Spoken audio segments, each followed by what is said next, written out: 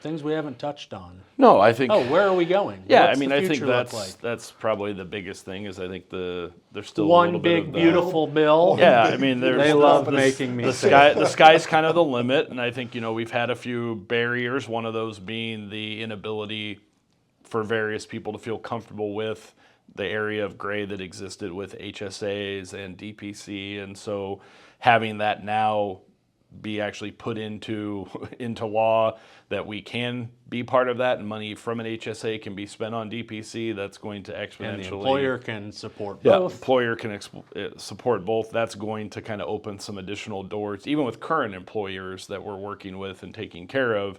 That I think we had been hoping for a long time. But really, yeah, I feel like the sky's a little bit of the limit.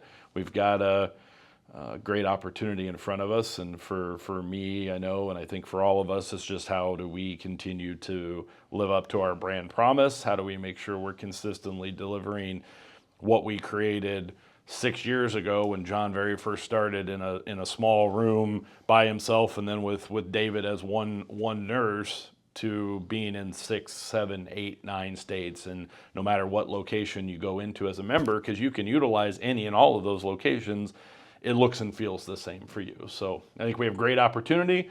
We're certainly going to have some challenges, but the right pieces are moving into place, I think, for us to really, to Nate's point, start to make even a bigger difference in an industry that for so long has been stagnant and hard to make change in.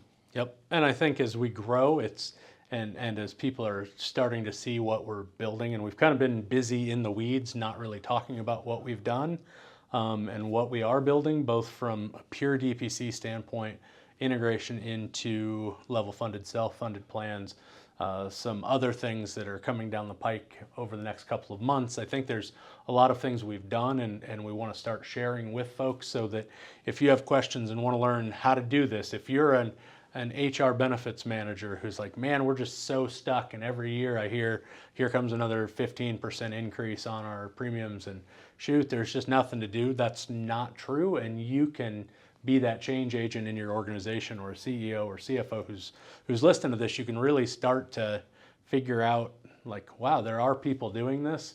It's been done, and I would say Iowa is one of the slowest adoption states in this realm, and we're making progress in waves here. With some really good partners that we've been working with, and I think some of the states around us have already moved further ahead before we've really even gotten there, so we're excited to expand into those various markets.